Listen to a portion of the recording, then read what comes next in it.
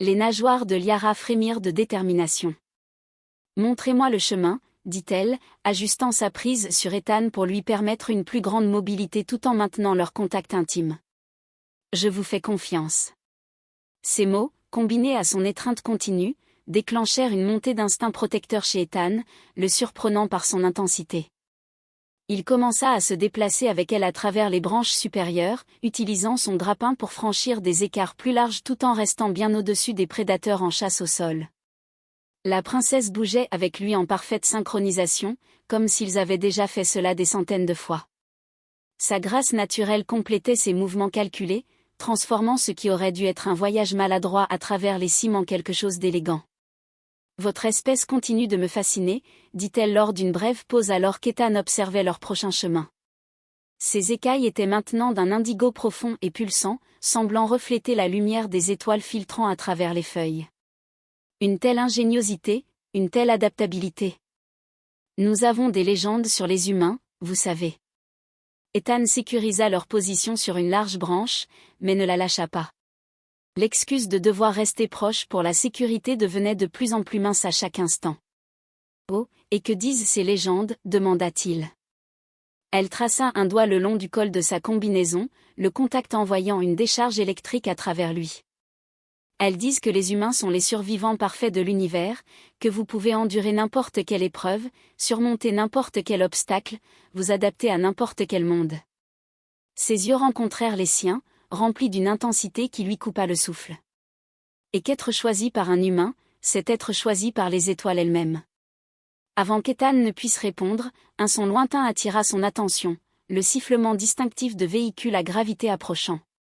L'équipe de secours qu'il avait appelée lorsqu'il avait détecté la balise de détresse arrivait enfin.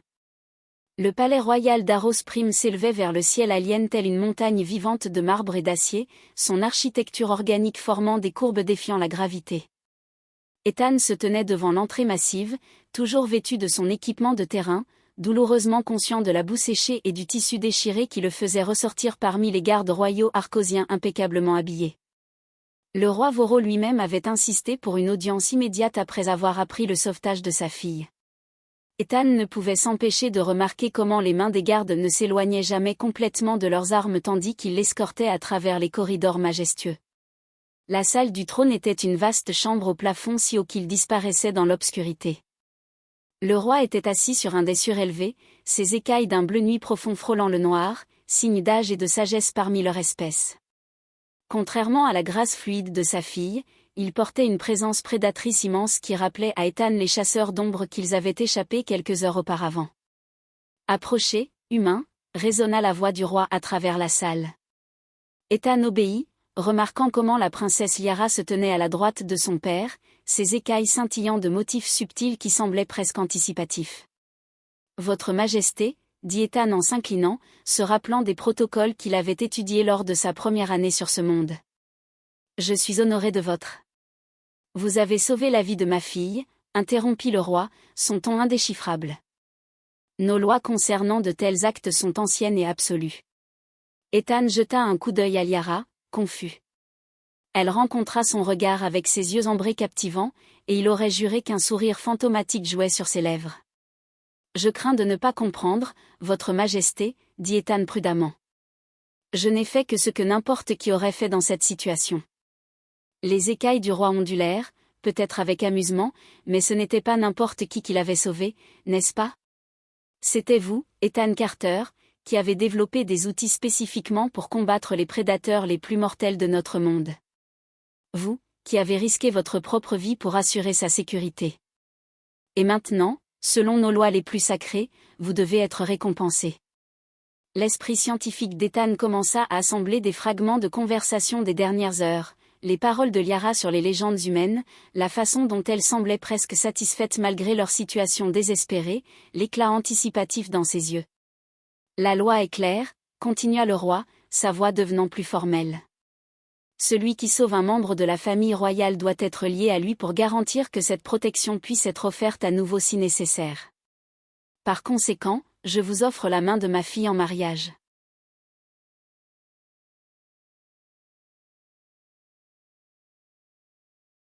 Enivré par la beauté exotique de Liara, par la manière dont ses écailles créaient des motifs qui reflétaient chaque émotion, Ethan Carter se rappela les semaines écoulées depuis leur première rencontre.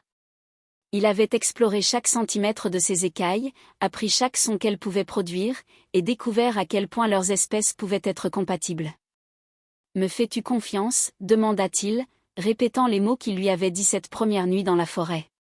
Les nageoires de Liara frémirent sous l'émotion. « Avec ma vie ?» répondit-elle sans hésitation. Mais cette fois, ce n'est pas une question de confiance. Vorak est un tueur. Il a déjà éliminé 3 rivaux dans des combats honorables. Ethan sourit, traçant un doigt le long de sa mâchoire juste pour voir ses écailles réagir à son toucher. Alors, c'est une bonne chose que j'ai passé 3 ans à étudier les prédateurs les plus mortels de ton monde. Ton cousin est peut-être entraîné aux arts martiaux, mais j'ai appris quelque chose de bien plus précieux. Et qu'est-ce que c'est ? demanda-t-elle, se penchant contre sa main malgré son inquiétude. Comment survivre ? dit-il simplement. Puis il se tourna vers Vorak, qui observait leur échange intime avec un dégoût à peine dissimulé. J'accepte ton défi, Seigneur Vorak, déclara Ethan, laissant un sourire prédateur se dessiner sur son visage, canalisant tout ce qu'il avait appris en étudiant les chasseurs d'ombre. Mais je devrais te prévenir, les humains ont leur propre tradition de combat. Le bref éclat d'incertitude sur les écailles de Vorak fut fugace mais profondément satisfaisant. Ethan avait étudié chaque motif de couleur, chaque signe comportemental de son nouveau peuple, et ce léger changement lui disait tout. Vorak était habitué à affronter des adversaires suivant les formes rigides des arts martiaux arcosiens. Il n'était pas préparé à quelqu'un qui avait appris à penser comme un prédateur. L'arène ancienne s'élevait du sol de la forêt comme un être vivant, ses murs incrustés des mêmes organismes bioluminescents qui illuminaient la jungle nocturne. Ethan se tenait dans la chambre de préparation, vérifiant méthodiquement son équipement tandis que Liara faisait les 100 pas derrière lui. La lame traditionnelle, dit-elle, tenant une épée ornée qui semblait pulser de sa propre lumière intérieure. Tu en auras besoin. Ethan prit l'arme, testant son poids. Magnifique, dit-il, puis il la posa de côté. Mais je ne l'utiliserai pas. Ses écailles vacillèrent d'alarme. Tu dois la porter. Refuser l'arme cérémonielle équivaut à abandonner. La loi stipule que je dois entrer avec elle, corrigea-t-il en sortant des outils de son kit de terrain. Mais nulle part il n'est dit que je dois combattre avec. Il brandit son perturbateur neural, le même appareil qui les avait sauvés des chasseurs d'ombre. J'ai apporté quelques modifications. Liara s'approcha, son inquiétude évidente autant dans ses écailles que dans sa voix. Ce n'est pas comme traquer des bêtes dans la forêt. Vorak est un guerrier entraîné. Ethan l'attira dans ses bras, ressentant ce frisson familier alors que ses écailles prenaient ce violet profond réservé uniquement à lui. Dis-moi, murmura-t-il contre ses nageoires, la faisant frissonner. Quelle est la stratégie de chasse principale d'un chasseur d'ombre ? Ils utilisent la diversion, répondit-elle, distraite par sa proximité. Ils obligent leur proie à se concentrer sur une menace pendant que l'attaque réelle vient d'une autre direction. Exactement. Il l'embrassa brièvement mais intensément, observant avec satisfaction les motifs complexes de plaisir que ses écailles créaient, des motifs auxquels il était devenu addict. Fais-moi confiance. Les corps de l'arène résonnèrent, leur résonance profonde secouant la poussière des murs anciens.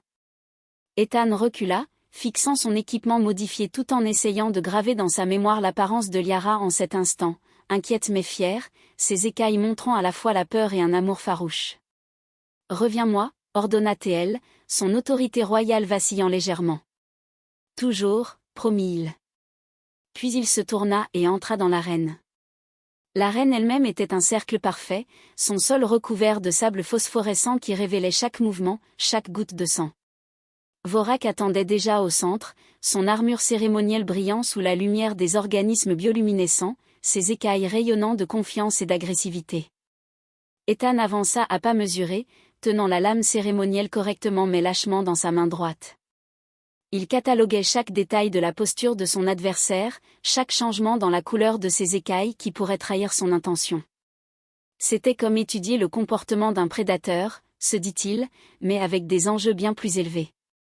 Je vais en finir rapidement, railla Vorak, sa lame tenue dans une position classique de départ. Mais pas sans douleur. Ethan ne répondit rien, maintenant une posture détendue qui savait qu'elle irriterait profondément le guerrier.